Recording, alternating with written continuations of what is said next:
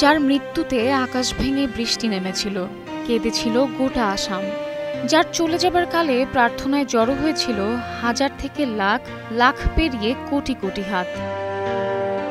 সবাই তাকে আসামের রাজপুত্র বললেও সে ছিল প্রায় ৩১,০০০ বর্গমাইল জুড়ে বসবাস করা এই অঞ্চলের ৩১ মিলিয়ন মানুষের ঘরের ছেলে। নাম জুবিন গার্গ। মৃত্যুর প্রায় ১.৫ মাস, তবে আবারও আলোচনায় একাধারে সঙ্গীত শিল্পী এবং অভিনেতা জুবিন গার্গ। ৩১ অক্টোবর মুক্তি পেয়েছে তার অভিনীত শেষ সিনেমা রৈ রৈ বিনালে।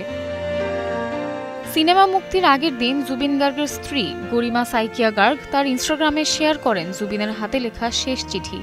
ব্যাস, আবারও নস্টালজিয়ায় ভক্তরা, বুকের ভেতর বিষাদের ভায়োলিন। চিঠিটি মৃত্যুর মাত্র কয়েকদিন আগে ১৫ সেপ্টেম্বর লিখেছিলেন জুবিন।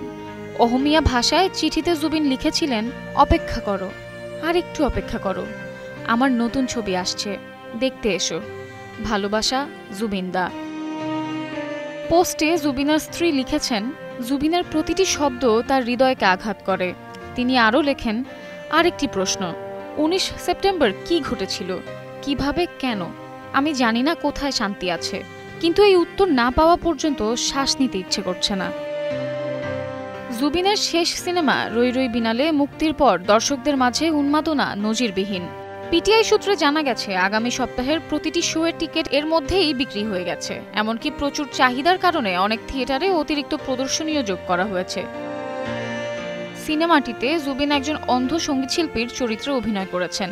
সিনেমায় রয়েছে ১১টি গান, যার সবগুলোই রচনা করেছেন আসামের রাজপুত্র খ্যাত এই সঙ্গীতশিল্পী। এই শেষ সিনেমাটি হয়তো জুবিন গার্গের স্মৃতিকে দর্শকের মাঝে চিরন্তন করে রাখবে চিরকাল। Samiha Majumdar, star news.